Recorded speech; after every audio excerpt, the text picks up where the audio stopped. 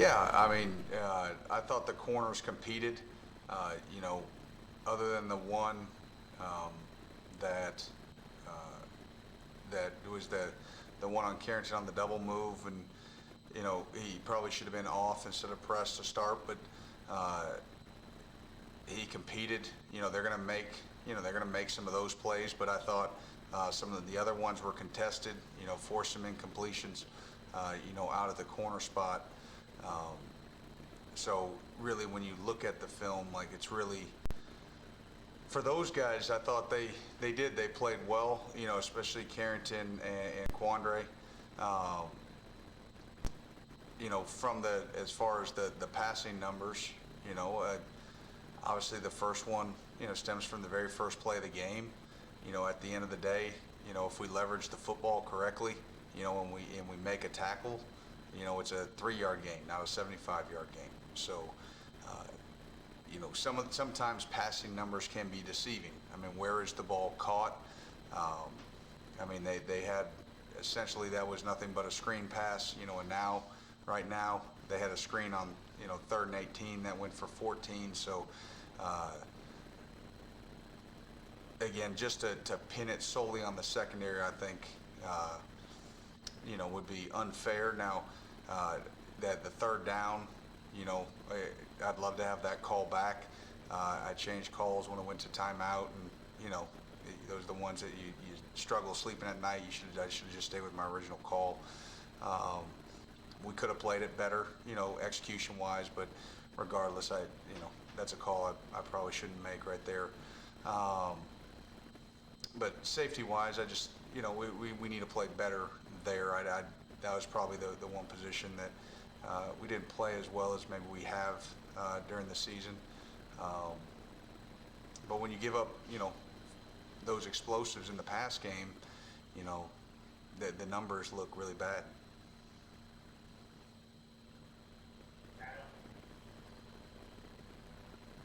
Brad, it seemed like Vito Tisdale and Jalen Geiger played most ahead all year on Saturday. Moving forward, is that a thing where you're all going to try to get them in more, or is it still you got to ride with your guys that are headed to home September? No, I think this is we're gonna, we say from the beginning, we're gonna put the best guys on the field, in that situation that we feel are gonna help us win. And so it's an ever evolving sort of depth chart. And, sometimes you gotta play the hot hand during the day. Sometimes some guys are, playing well, sometimes guys aren't. So that'll be a continual evaluation, but those guys did show up and made some plays, and they'll continue to find their way on the field, but they have to continue to play, at a high level to stay there. I mean, again, every week, we evaluate, and then we try to get the best guys on the field that can help us win. Bradley, here, Chris, the last game. That coming back on time Sunday. At a point, Josh, you're cutting in and out. sorry, yeah, I'm driving. Y'all took a little longer than I expected. Gotcha. With that Jackson available, or is that just kind of sort of Chris? Josh, send me in the chat or we'll call you in just a second and try to get you a better spot. Okay.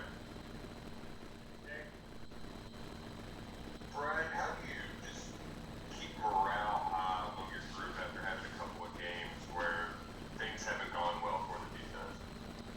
I mean, the big thing that everybody preaches within this building is, that's going to be life. I mean, there are going to be times which you're at the highest of highs, and then there are going to be times in your life that you're in some real lows. And if you ride that roller coaster and emotionally you go way up here and life is great, and then we just got to try to keep an even keel and just keep plugging forward and focusing on the on the next practice, the next day. Don't be thinking way out in advance. And I think our guys, that have been in this building long enough, they realize that. the emotion and the excitement and jubilation of, Florida and LSU, to, these last couple of weeks, it's a huge difference. But, you know, it's just right. A humble pie is right around the corner, but the chance to have a jubilant locker room is right around the corner too, and it's about how you react to it. And our guys, I think they understand that. They've worked hard. They stay focused this week, and so we're looking forward to getting some bad taste out of our mouth. These last couple of performances, and play good football on Saturday. Josh was trying to ask about Aaron Jackson, where he's at. Is he at a spot where he can help, or is he just kind of getting acclimated back because that injury is so difficult? Yeah, he's sort of in that acclimation period right now. Getting back in. So we'll see how that goes. Lonnie? Yeah, Brett. Oh, you went to mute, Lonnie. It appears that sometimes this is my imagination, but the fact that when he since Ferguson, that the team is playing hard, and they have to leave it all in open field trying to that hurts the boat. That they not get calls from the sideline and they just playing football, or am I accurate in saying that? Yeah, you know what? They're playing really hard. The effort is not sort of in question, especially last week. Maybe 2 weeks ago, there were some moments in time that we had to have a heart as a defense. But I thought last week, they competed their tails off. It's hard to overcome the explosives that we had. As far as getting lined up, getting the call. There needs to be a continued urgency, especially when you play a team like we did last week with that extreme tempo. We knew going in, how fast it would be, but again, it's like anything else in life. Until you really experience it, you don't realize how fast it is. Then you put sort of the taxation sort of on your lungs, and then you have to look over. And there was a time or two, like when they looked over, a few, just when you're on the opposite side of the field and there's such tempo, sometimes it's hard to always catch the signal perfectly. And in a normal situation without tempo, you can ask a teammate and they can get you filled in. Well, when they stress you with that much, you don't have time. Those were issues that we'll need to continue to get addressed. We look at all aspects of that to try to make it as easy for our guys as possible. Some of it is the nature of that tempo. Adam? Brad, Katie McDaniel's got the game last couple weeks. Just how's his development going? And how do you think he did last week's football? You know what? I think he's doing okay. He needs to continue to progress. He's made strides enough that we feel like we can put him in the game, and and he'll execute the defense called. But as we progress, it's got to be more than just executing the defense. We've got to be able to make plays. There's plenty of room to grow there. All right, we'll wrap up with Jeff, and then Josh. While waiting on Jeff, Josh also asked if Mark won practice this week. Coach talks to about those kind of things, and so we'll stay with Vandy. Okay, my question for you, Brad.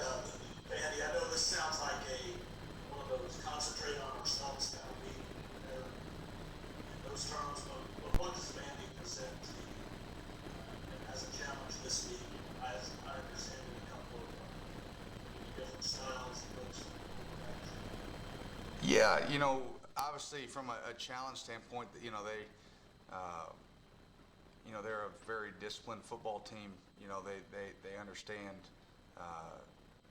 what they're trying to get accomplished, from a scheme standpoint. The two quarterbacks, always presents a challenge, especially when they sort of differ in styles, one being a little bit more of a thrower, one being a little bit more of a runner. So obviously,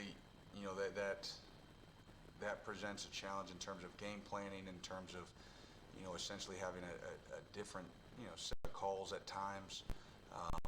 And within a game week, you only have a limited number of reps that you can practice as it is. And so when you're essentially practicing for two different situations, it creates a challenge there. I think the receivers do a nice job, of being strong, at the catch point. The running backs run hard downhill. Obviously, Mike Wright can do some really special things with his legs, extend plays, which allows receivers, in a broken play situation to find themselves, get open. So, that he can stress you there. And then, and Seals does a nice job, when he's back there in the pocket. Obviously we saw him last year just as a freshman, and, he can throw the ball around. He throws a nice ball. It's catchable. So obviously a big challenge for us, to play good ball. But at the end of the day, when you look over these last couple weeks, and then the weeks before that, it's got less to do with the offense, and nothing to take away from any of the offenses we've played. It's when we play good defense, it's because we're executing what we need to do. We're physical, we're fast, we're playing with our hands, we're tackling, we're communicating. When we haven't played well in this little stretch, there are lapses. Now, it's not every play, but the thing in football is, hey, listen, it only takes 5 or 6 or 7 plays to change a game. And so we have got to do it more consistently, and we pride ourselves on that. That's been our standard here, and we will not lower that. And so I think our guys, myself included, the staff, we're itching to get back out, because we understand at the end of the day, you're judged on what you put on film. And no matter how hard you practice, no matter how hard you prepare, it's what's on film that counts, and we need to put some better stuff on film.